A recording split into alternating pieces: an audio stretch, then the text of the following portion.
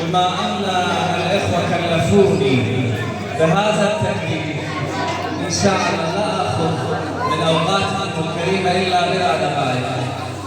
أولاً نبارك الإخوة الثلاث، سماحة الشيخ حسن والشيخ أيوب والشيخ عمار، مني ومنكم جميعاً.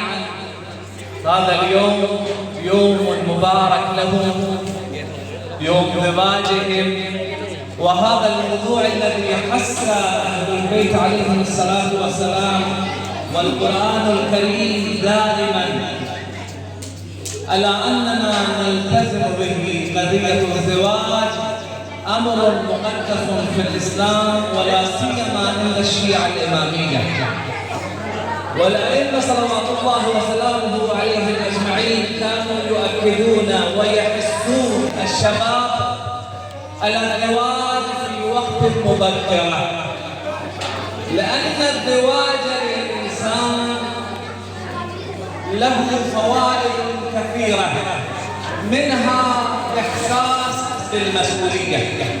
الإنسان عندما يكون عذبا غير متزوج، حتى نحن نسمع في بعض الأحاديث أنهم يقولون العذاب إخوان الشياطين.